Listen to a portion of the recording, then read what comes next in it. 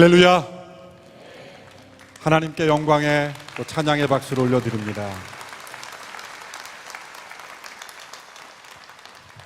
이 밤에 우리 모두는 기도하기 위해서 모였습니다. 우리가 다가갈 수 있는 북한에 가장 가까운 이곳 임진각 평화누리공원에서 오늘 이 교회 성도들이 함께 모여서 한반도를 하나님께서 긍휼히 여겨달라고, 또 이 남북한의 처절한 상황을 하나님께서 보살펴 달라고, 변화시켜 달라고 우리가 함께 기도하기 위해 모였습니다. 어떤 다른 프로그램보다도 우리가 이 말씀을 함께 붙잡고 북한을 하나님 앞에 올려드리면서 이 땅에 하나님의 공의와 긍휼과 사랑과 진리가 넘쳐나는 그러한 날이 속히 오도록 우리가 간절히 기도하는 이 밤이 되기를 원합니다. 조선의 교수님께서 영상을 통해서 한탄하신 것처럼 지난 60여 년 동안 우리가 과연 무엇을 했는지 돌이켜볼 때 안타깝다고 말씀하셨습니다. 그렇습니다. 우리가 기도할 수 있는 시간에 기도하지 못했고, 또 탈북민들을 더 잘 섬길 수 있는 시간에 섬기지 못했고, 더 중보할 수 있는 많은 기회들을 우리가 우리 자신만을 위해서 생각하며 살고 있지 않았는지 우리가 돌이키는 마음으로 오늘 이 밤에 우리는 잠시 머물다가 떠나지만 잠깐의 기도가 아니라 이 기도 집회를 통해서 매일매일 이제 이 한반도의 회복을 위해서 기도하는 기도의 용사로 오늘 이 자리에 모인 모든 분들이 하나님께서 택하신 기도의 용사들로 부르셨는 줄로 믿습니다. 오늘 함께 우리가 읽을 말씀은, 기도의 제목으로 삼기 원하는 말씀은 에레미야 애가 5장 19절로 22절의 말씀입니다. 우리 같이 한 목소리로 함께 읽도록 하겠습니다. 시작. 여호와여, 주는 영원히 통치하시며 주의 보좌는 자손 대대로 지속됩니다. 왜 우리를 영원히 잊으시고 왜 우리를 이토록 오랫동안 버려두십니까? 여호와여, 우리를 주께로 돌이켜서 우리를 회복시키소서. 우리의 날들을 옛날처럼 새롭게 하소서. 주께서 우리를 완전히 버리시지 않았고 주의 진노가 아주 심하지 않았다면 그렇게 하소서. 아멘. 지금 한반도의 영적 상황은 바벨론 포로 시대와 같다고 생각을 합니다. 대한민국은 바벨론의 향락과 안일에 빠져 있고, 북한은 악한 정권의 포로가 되어 멸망간 가운데 처해 있습니다. 남북이 모두 회개가 필요하고 회복이 필요합니다. 그러나 북한의 상황은 더욱더 절망적입니다. 북한의 상황은 지금 너무나 처절한 절망의 상황 가운데 처해 있습니다. 마치 바벨론에 의해서 멸망당한 포로된 이스라엘 백성들의 모습과도 같습니다.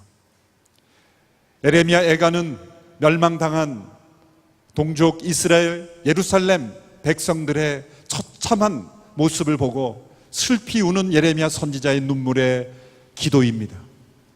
그는 단지 눈물만 흘린 것이 아니라 기도로 그의 눈물을 올려드렸습니다.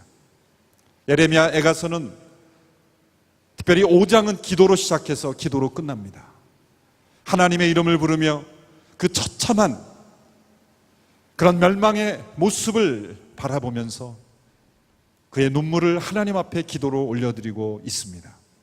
저는 이 5장의 말씀을 보면 마치 북한 백동포들의 모습을 보는 것과 같게 여겨졌습니다. 5장 2절에 보면 유산이 이방 사람들에게 넘겨진다고 했습니다. 5장 4절에 보면 물도 돈을 주고 사고 나무도 돈을 주고 사야 한다고 합니다. 5장 9절에 보면 광야에 칼이 있어 목숨을 걸고 빵 한 조각을 얻기 위해 자신의 생명을 내걸어야 한다고 말하고 있습니다. 5장 10절에 보면 굶주려 열기 때문에, 그 굶주림 때문에 너무나 못 먹고 굶주려서 그 얼굴이 새카맣게 되는 그러한 모습이라고 말했습니다. 국경 근반에 있는 그런 많은 소위 꽃제비라고 말하는 우리 자녀들, 그 어린이들의 모습을 보면 새카맣게 변해버린 바로 이 말씀에 나오는 그런 모습입니다. 여인들이 유린을 당하고 마음의 기쁨이 그치고 춤이 애곡으로 변하고, 그리고 시온산이 폐허가 되고 여우만이 그곳에서 어슬렁거리는 그러한 모습, 바로 그것이 황폐화된 예루살렘의 모습이었습니다. 오늘 북한의 이 처절한 모습을 보면서 우리에게 필요한 것은 바로 이 예레미야에게 있었던 그 애통하는 마음, 그 눈물의 기도가 우리 모두에게 회복되어야 할 줄로 믿습니다. 조금 전 김현희 자매님의 간증을 통해서 들었듯이 북한의 2,400만 동포들은 그 인권이 철저히 유린당하고 있고, 그리고 백성들은 굶주려 죽어가고 있습니다. 이번 집회를 준비하면서 수용소를 탈출한 두 분의 자서전을 읽어보았습니다. 또한 탈북자 동지회에서 올려주는 탈북자 수기들을 읽어보았습니다. 그 수기들을 보면 이 예레미야 애가서에 나오는 이스라엘 백성들의 처절히 멸망당한 모습과도 너무나 흡사합니다. 살 길을 찾아 두만강을 찾아 건너다가 물살에 휩쓸려 죽어가는 사람들, 아니면 군인의 총에 맞아 비참히 죽어가는 사람들이 있습니다.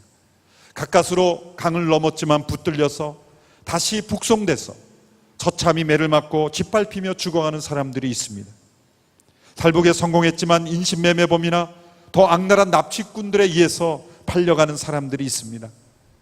차 한 번 타지 못하고 3만 리가 넘는 거리를 중국, 라오스, 태국 몇 개국을 거쳐서 걸어서 탈북하는 사람들이 있습니다. 사랑하는 가족들이 수용소에서 처형당하는 모습을 보면서 전기철책선에 몸이 타는 것을 참으며 죽음의 수용소를 탈출하는 사람들이 있습니다. 탈북한 뒤 중국 공안에 붙잡혀 있을 때 다시 북송당하면 처참하게 죽을 것을 두려워해서 감옥에서 스스로 목숨을 끊는 사람들도 있습니다. 다시 북송돼서 일어나는 일들을 읽어보면 더욱더 끔찍합니다. 돈이 있어야 살 수 있다는 생각에서 북송되는 과정에서 돈을 먹어서 삼키는, 그러나 검열원들은 많은 설사약들을 강제로 먹여서 그 돈을 다시 빼앗아가는 그런 처절한 상황입니다. 임신한 여인을 발로 차서 아이를 죽이기도 하고, 품에 안고 있는 그 잠자는 평화로운 아기를 던져버리기도 합니다.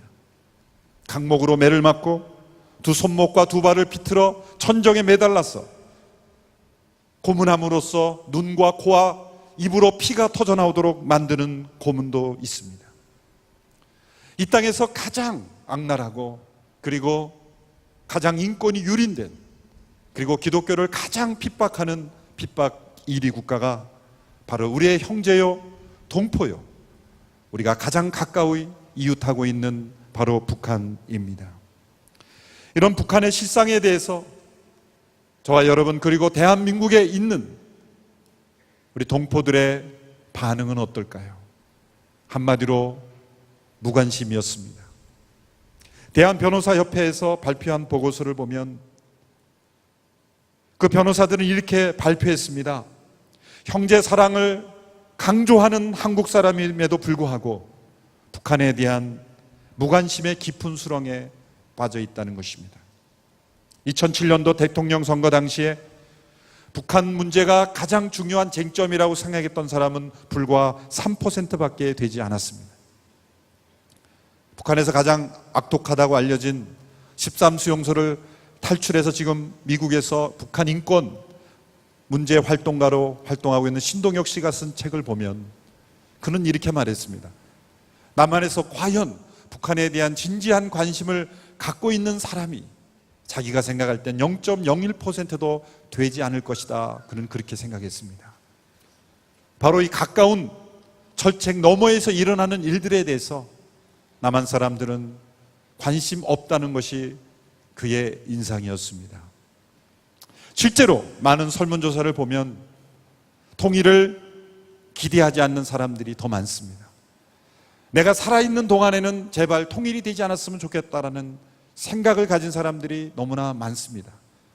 그 유지의 가장 큰 중요한 일은, 그 이유는 바로 통일 비용 때문이지요. 통일 비용이 서독이 동독을 흡수 통일할 때보다도 적어도 2.5배 이상 더 많은 비용이 들 거라는 통계가 있습니다. GDP의 국민 총생산의 10% 이상을 써야 한다라는 그런 통계도 있습니다. 30년 동안 2조 달러 이상이 필요하다라는 그런 연구도 있습니다. 그렇다면 우리 그리스도인들은 어떤 자세로 이 북한 문제에 대해서, 그리고 하나님께서 이루실 미래 일들에 대해서 준비해야 할까요? 그리고 온누리교회는 어떻게 이 미래에 대하여 준비해야 할까요?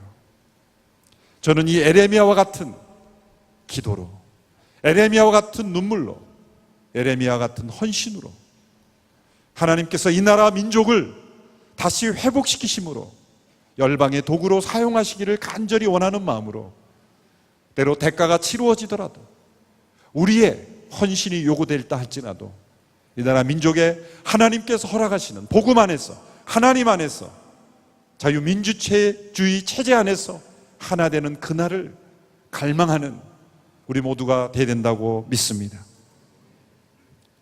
에레미야는 오늘 본문에서 슬픔과 절망 속에서 하나님 안에서의 소망을 발견합니다.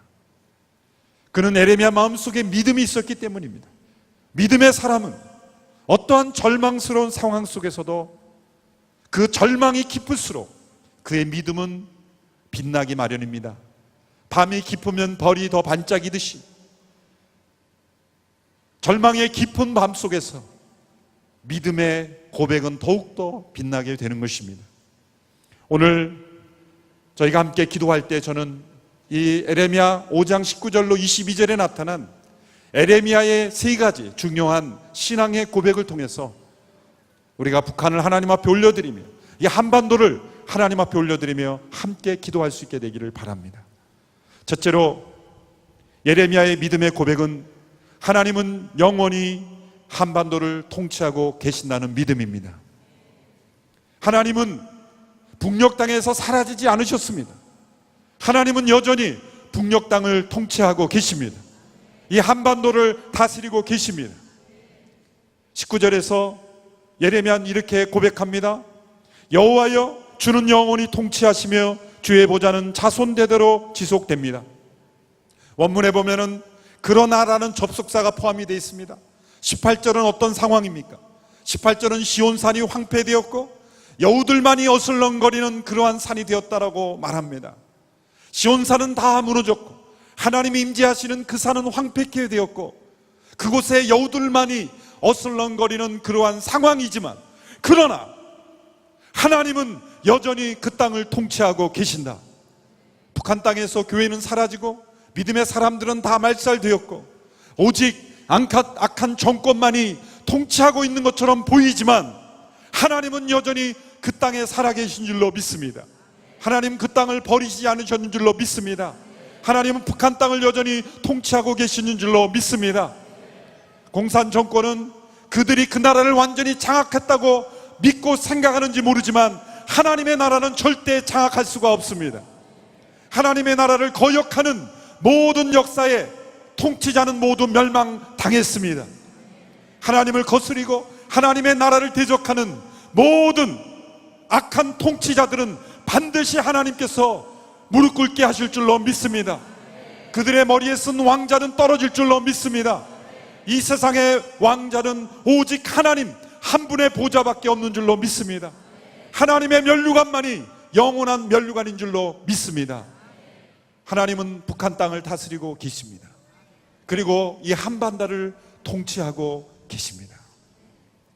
북녘 땅을 보아도 곳곳에 절망뿐이고 탄식뿐이고 버려진 땅인 것처럼 보이지만 하나님 믿음의 구루터기 자들을 남겨놓으셨고 의인 10명을 통해서도 다시 새로운 역사를 일으키실 수 있는 하나님께서 그 북한 성도들의 기도를 통해서, 그리고 이 남한 그리스도인들의 기도를 통해서 하나님은 북녘 땅을 반드시 하나님이 통치하신 땅으로 변화시키는 줄로 믿습니다. 이것이 바로 우리의 믿음이요 우리가 함께 기도해야 될 이유인 줄로 믿습니다. 두 번째 믿음입니다. 두 번째는 하나님은 결코 북한을 더 오랫동안 이러한 상황에 버려두시지 않을 것이라는 믿음입니다. 20절에서 이렇게 예레미야는 하나님께 고백합니다. 20절 말씀을 우리 같이 한번 다시 읽겠습니다. 시작. 왜 우리를 영원히 잊으시고 왜 우리를 이토록 오랫동안 버려두십니까? 왜 우리를 잊으시고 이토록 오랫동안 버려두십니까? 이것은 부정적인 탄식이 아닙니다. 하나님께 대한 믿음에서 나온 하나님의 긍정적인 대답을 기도하는 그런 하나님께 대한 호소인 것입니다. 이 질문을 뒤집어 말하면 하나님은 영원히 버리지 아니하실 것이다. 하나님은 더 오랫동안 이 땅을 버리지 않을 것이다. 지금은 절망의 땅이요 죽음의 땅이요 탄식의 땅이지만 에레미야가 이 기도를 드릴 때 하나님은 이미 회복의 역사를 시작하고 계셨습니다. 하나님은 예레미야 29장에서 이런 약속을 주셨어요. 70년이 지나면 내가 그 땅을 회복시킬 것이다. 주의 백성을 돌아오게 하실 것이다. 저는 이 말씀을 보면서 남북이 분단된 지 이제 정전이 된 지 60년이 되는 해입니다. 저는 이 말씀을 보면서 이렇게 기도했습니다. 하나님, 이스라엘 백성들이 70년째 회복된 것처럼 이 민족이 70년을 넘기지 않아 회복되게 하여 주시옵소서. 70년을 넘기지 말아 주시옵소서. 속히 이 땅이 변화되게 하옵소서. 북녘 땅의 악한 정권은 속히 무너지게 하옵소서. 그 땅에도 자유민주주의가 들어오게 하여 주옵시고 하나님의 교회들이 다시 회복되게 하여 주시옵소서. 북한 땅에 대한 하나님의 버려두심이 더 오래되지 않도록 하나님 그 땅을 더 버려두지 마옵소서. 우리가 이 밤에 함께 기도하는 밤이 되기를 원합니다. 세 번째, 우리가 함께 기도할 때 가지는 믿음의 고백입니다. 20절, 21절의 말씀에서 하나님께서 이 북한에서 옛 신앙을, 옛날의 그 놀라운 부흥의 축복을 다시 회복시킬 줄 믿습니다. 20절, 21절의 말씀을 우리 함께 읽도록 하겠습니다. 시작.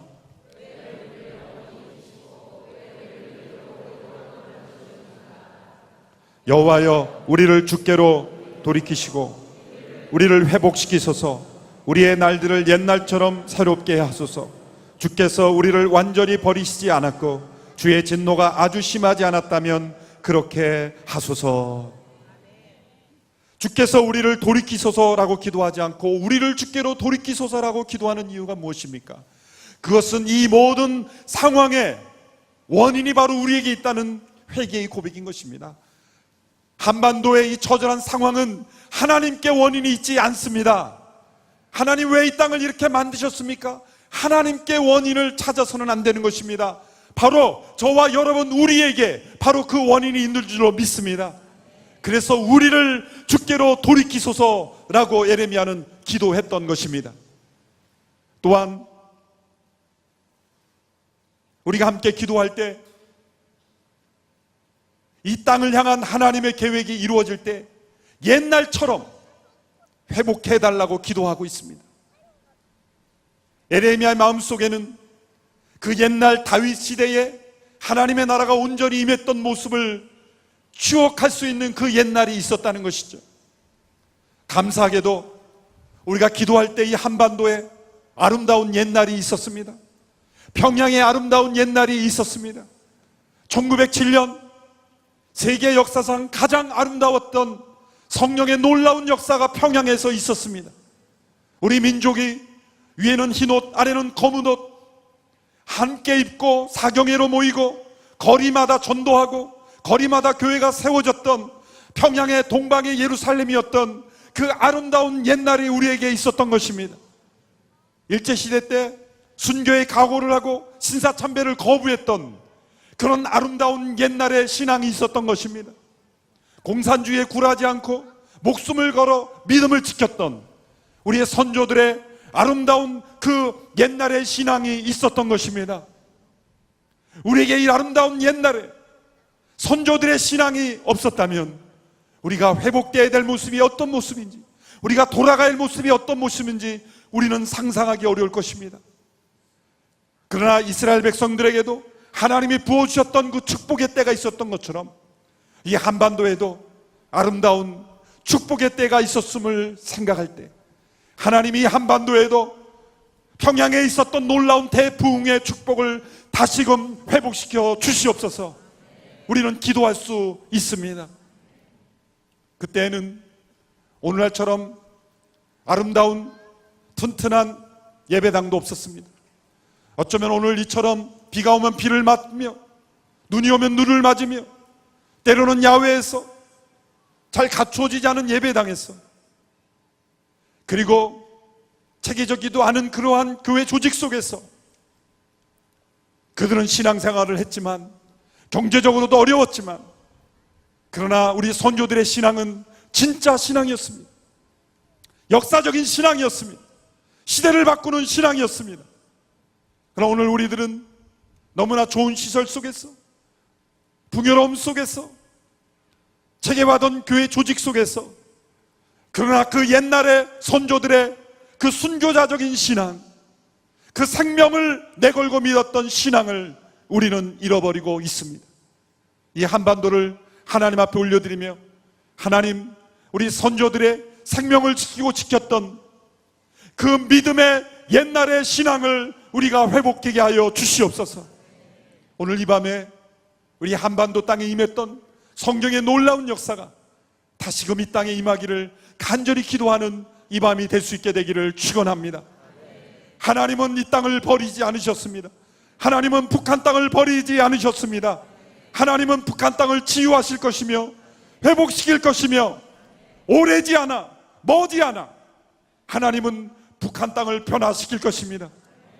그리고 옛날에 북한 땅에 있었던 그 아름다운 신앙의 그 아름다운 그 추억의 모습, 그 아름다운 신앙의 모습을 다시 회복시키시는 그 놀라운 날을 우리가 기대하면서, 하나님이 70년 만에 이스라엘 백성들을 돌이키게 하신 것처럼 이 땅에 70년이 차지하나 이 땅을 변화시켜 주시옵소서.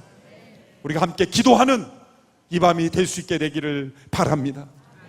이 밤에 기도할 때 우리의 기도 소리가 저 북녘 땅에 울려 퍼질 수 있게 되기를 바랍니다. 하늘 보좌를 움직일 수 있게 되기를 바랍니다. 견고한 철책을 무너뜨릴 수 있는 기도가 될 수 있게 되기를 바랍니다. 베를린 장벽이 무너졌을 때 어쩌면 우리 모두는 그저 한 역사적인 사건이 일어났다라고 생각할지 모릅니다.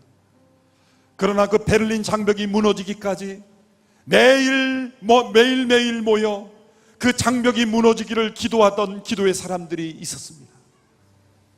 하나님께서 이 38선을 무너뜨리시고 북한 땅의 자유의 놀라운 진리의 땅이 임하게 할 때 우리는 과연 그냥 놀라운 사건으로 받아들이겠습니까? 역사의 한 변화로만 받아들이겠습니까? 아니면 하나님께서 나의 기도를 응답하셔서, 우리의 기도를 응답하셔서 하나님이 역사하셨다고 고백하실 것입니까? 오늘 이 밤의 기도를 통해서 우리가 매일매일 우리의 기도 시간에 하나님을 향한, 한반도를 향한 기도를 끊이지 않는 기도의 결단이 될 수 있게 되기를 주님의 이름으로 축원합니다. 이 시간 함께 기도하며 찬양하겠습니다. 내 눈 주의 영광을 보내 함께 찬양하며 기도하며 나가도록 하겠습니다.